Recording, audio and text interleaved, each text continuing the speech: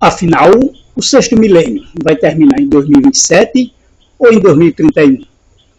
Vários vídeos de postagem nas redes sociais informam, né, que o sexto milênio pode terminar em 2027. Existe uma corrente que adota e que concorda com esse ano. Por outro lado, existe outra corrente que entende que será em 2031 o sexto milênio. Então, para quem acredita que o sexto milênio vai terminar em 2027, então os últimos 7 anos começou no ano 2020, e alguns até ligam a pandemia a esse início, né, para a contagem de 2027. Então, 7 anos antes do sexto milênio. Para quem aceita, acredita ou concorda que o sexto milênio terminará em 2031, então a contagem começa agora em 2024, né, a contagem dos últimos 7 anos para o final do sexto milênio. Mas, por que essas duas correntes? Por que esses dois entendimentos? Qual que está certo? O sexto milênio terminará em 2027 ou 2031? Mas antes, vamos entender por que 2027. Porque no ano 27 da nossa era, né, da era comum ou depois de Cristo, ocorreu o batismo de Cristo.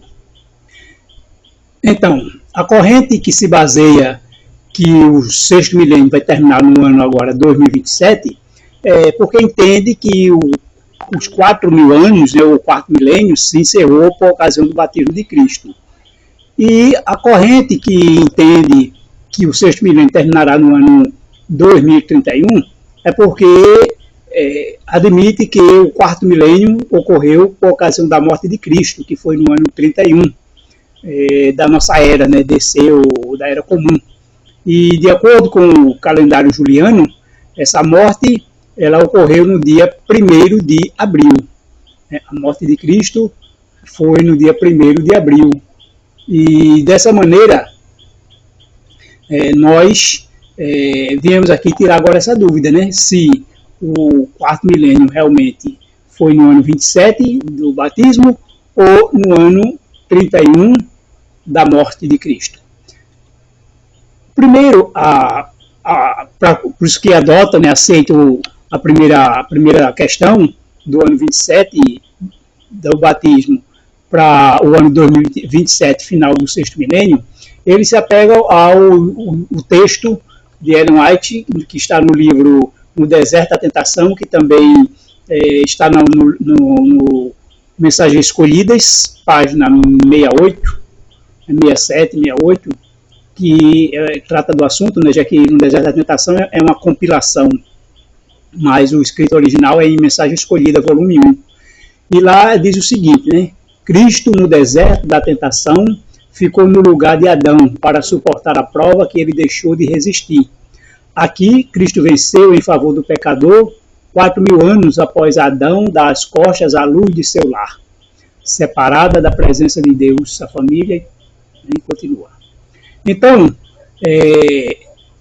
ao pegar esse escrito de Ellen White, entender que foi no deserto da tentação, assim que Cristo se batizou, né, que ele foi para o deserto, e ali se completou os 4.000 anos desde a queda de Adão. E dessa maneira, né, há esse entendimento. Mas essa questão do 4.000 anos nos escritos de Ellen White, ele tem mais de 20 textos, né, mais de 20 referências a 4.000 anos. Umas 21, 22 referências, 4.000 anos. Mas, dando um sentido mais assim pontual, tem poucos, né? É esse, No Deserto da Tentação, e tem um outro aqui, que está no livro O Desejar de Todas as Nações, página 652, quando ela diz o seguinte, Cristo se achava no ponto de transição entre dois sistemas e suas duas grandes festas. Ele, o Imaculado Cordeiro de Deus, estava para se apresentar como oferta pelo pecado e queria assim levar a termo o sistema de símbolos e cerimônias que por 4.000 anos apontaram a sua morte. Claro que começou lá no Éden, né, com a queda, quando Deus matou o primeiro cordeiro. Ao comer a Páscoa com seus discípulos, instituíram em seu lugar o serviço que havia de comemorar seu grande sacrifício. Então, em outro texto aqui do Mensagem do Desejar de Todas as Nações, Ellen White faz uma referência a que o quarto milênio, os 4.000 anos, aponta para a sua morte, para a cruz. enquanto aqui aponta para o batismo. Então, há uma dúvida aí, né? Qual dos dois está certo? Então, quem é que pode tirar essa dúvida, né? Quem é que pode dar uma palavra final que tenha uma autoridade superior para esse assunto? Claro que é a própria Bíblia. Então, a Bíblia, em Êxodo, capítulo 12, versículo 3 a 6, deixa claramente quando diz o seguinte: Deus dá a seguinte ordem por ocasião da Páscoa, né, da saída do povo de Israel do Egito, se preparando para sair. Então Deus dá a seguinte ordem, quando ele institui a Páscoa: no dia 10 deste mês, que cada homem tome para si um cordeiro para cada família, um cordeiro para cada casa. Vós o escolhereis entre os cordeiros ou entre os cabritos, e o guardareis até o dia 14 deste mês, ou 14. Então, a ordem de Deus é: o cordeiro deve ser separado para ser morto 4 dias depois. Então, Deus queria realmente deixar uma mensagem aí para que a posteridade, né, nos finais dos tempos, nos últimos dias, pudesse entender essa linguagem. Essa linguagem ficou oculta durante todos esses milênios, séculos e milênios, mas na época certa, como a nossa, podemos entender agora a linguagem escatológica que tem nesse texto. Desde que o cordeiro foi separado, somente 4 dias depois ele seria morto. Então a aplicação escatológica para esse texto é que o cordeiro foi separado para ser morto 4.000 anos depois. Quando o cordeiro foi separado? Quando houve a queda. Houve a queda e ali o cordeiro então foi separado para ser morto 4 dias depois. Adão e Eva pecaram e agora a certeza de que a morte do cordeiro ocorreria, mas somente 4 dias ou 4 milênios depois. Já que o texto, né? Já que o texto de 2 Pedro 3,8, na versão King James, está escrito: contudo, amados, há um princípio que não deveis esquecer, que para Deus, que para o Senhor, um dia é como 1000 anos, e 1000 anos como um dia. Então, esse é o princípio escatológico, de que Deus criou o mundo em 6 dias e no 7º deve descansar. Deus determinou que durante 6 anos a terra fosse plantada e cultivada, mas no 6º ano haveria o descanso, né, o ano sabático, o ano de descanso. E existe um princípio escatológico sempre por trás de todo esse ensinamento que Deus quer nos transmitir. Então, Ellen White tem um outro texto que ela aqui é muito específica e até deixa bem clara a data, né? Cita até o ano. No livro Grande Conflito, página 328, o terceiro texto que nós apresentamos dela aqui nos diz o seguinte: na metade da semana fará cessar o sacrifício e a oferta de manjares. No ano 31 de nossa era, 3 anos e meio depois do seu batismo, nosso Senhor foi crucificado. Com grande sacrifício oferecido sobre o Calvário, terminou aquele sistema cerimonial de ofertas que durante 4.000 anos havia apontado para o Cordeiro de Deus. O tipo alcançou o antítipo e todos os sacrifícios e ofertas daquele sistema cerimonial deveriam cessar. Então, nesse texto, ela é mais incisiva, mais direta, mais clara e mais precisa, quando até cita o ano da morte de Cristo, né, no ano 31 da nossa era, e 3 anos e meio após o seu batismo. Então, aí ela conta os 4.000 anos. Então, quando ela fala dos 4.000 anos no batismo, poderíamos entender que ela usou um arredondamento, né, já que ela teria que, se ela fosse querer ser precisa, poderia dizer que durante 3.997 anos, né, depois da queda de Adão, mas o sentido arredondado seria 4.000 anos, né? E não há nenhum erro nisso, né? Com apenas uma diferença de 3 anos, numa contagem de 4.000, é um arredondamento aceitável. Mas a precisão aqui, nesse livro Grande Conflito, é muito mais clara, de que o quarto milênio, ele se encerrou, ele se completou, então, na morte de Cristo. E a morte de Cristo ocorreu no ano 31. E em que dia ocorreu a morte de Cristo?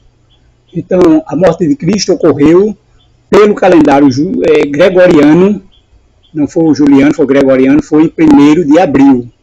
1º de abril, fazendo uma comparação ou uma conversão para o nosso calendário atual gregoriano foi no dia 1º de abril, certo?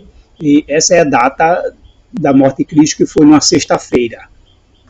Então, dessa maneira, partindo daí de 1º de abril, nós vamos chegar 2000 anos depois, nós vamos chegar que o sexto milênio vai terminar no dia 10 de abril. 10, essa diferença foi por causa da mudança do calendário juliano para gregoriano, né, que houve uma supressão de 10 dias, quando o dia 4 de outubro deveria ser seguido no dia 5, né, o dia 4 foi numa quinta, o dia 4 foi numa quinta-feira e deveria ser seguido pelo dia 5, que seria na sexta, mas aí, em vez de ser dia 5, passou a ser dia 15, né, o ciclo semanal permaneceu inalterado, né, apenas mudou a questão da data, houve uma supressão aqui de 10 dias. Então, dessa maneira, o sexto milênio vai terminar no dia 10 de abril de 2031.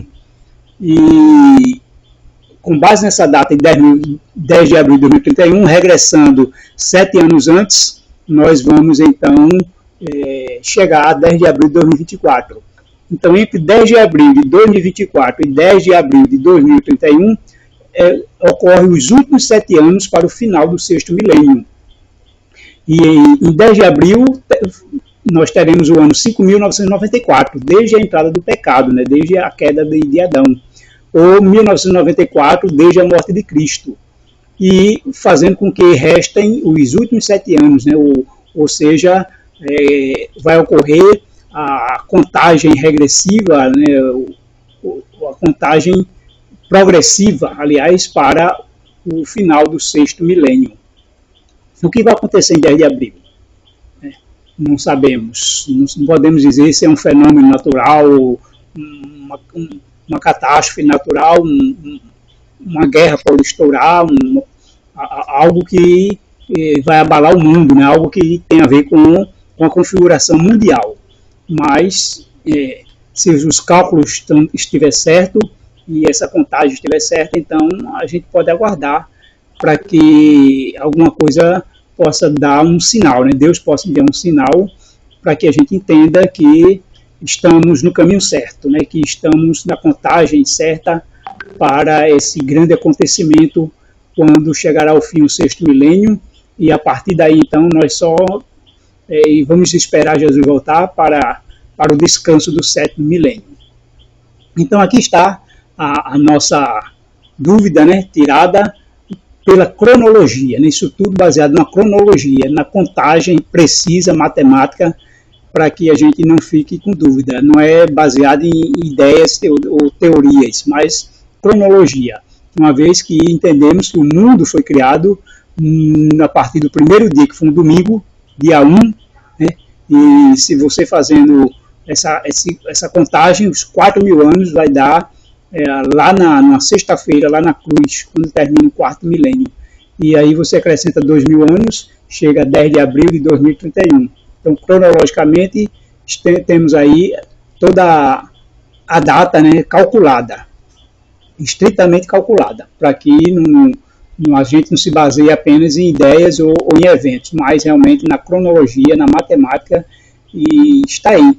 Espero que vocês entendam. Qualquer dúvida, poste aí nos comentários, ative o sininho, se inscreva e a gente tirará suas dúvidas e vamos aguardar, né, Deus nos dá um sinal, a resposta, para que a gente ajude-nos a entender que tudo isso, né, o que já está ocorrendo, é sinal para que a gente se prepare e entender que a nossa redenção se aproxima. Que Deus abençoe a todos.